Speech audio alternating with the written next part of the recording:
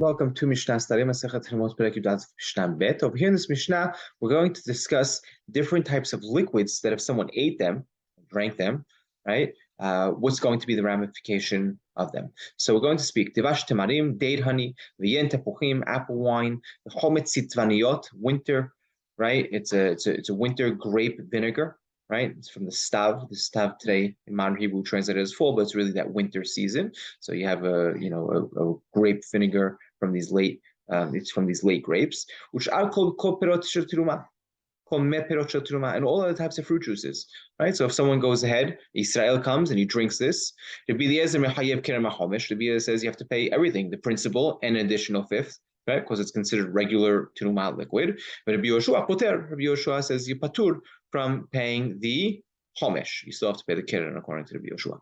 Rabbi Eliezer mitameh mishum mashkeh.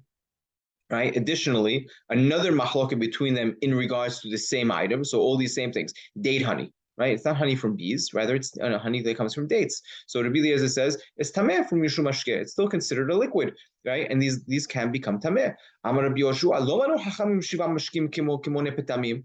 Habib didn't go ahead and count the 7 liquids as if they were counting a list of spices. It's not a laundry list.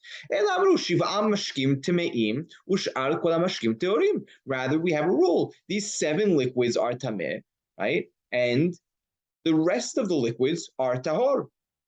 And these liquids that we mentioned in the beginning, the date honey, the apple wine, this grape vinegar, and these fruit juices, right? Those aren't part of the 7 mashkim. So these 7 liquids, what are they?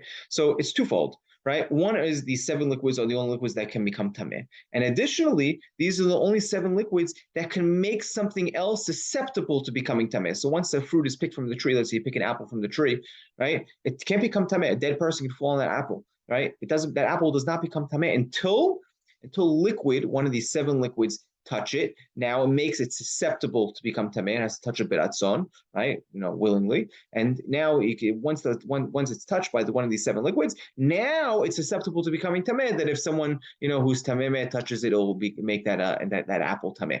Now, what are these 7 liquids? Right, for both these things, that these 7 liquids can become tameh, and it makes an item susceptible to becoming tameh. What are they? So Rambam lists them over here, and they are the wine. It's wine, dew, kal, water, oil, milk, blood, and honey. Now, when we say honey, it's specific to bee honey, right? Every time we have in rabbinic literature, just the word honey, devash, without any, something explaining what type of honey it is. Stam honey is bee honey, right? So it needs to be bee honey in order to be one of the 7 liquids. Over here, the honey we mentioned now, Mishna, is devash temarim. It's honey from dates, right? Even though that's what's referred to in the pasuk of Eretz Shemen Udvash, right? That's in the Torah language when we say devash. Devash over there is what Eretz Yisrael is nishpach with. That's considered, Israel's praised with that. But when the rabbis speak in the language of the Mishnah and they use the word honey, it's specific to bee honey. And that's really what the halacha is. Halacha is like Rabbi Yoshua in everything over here. And really only these 7 mashkim are the ones that become tameh and make things susceptible to becoming tameh.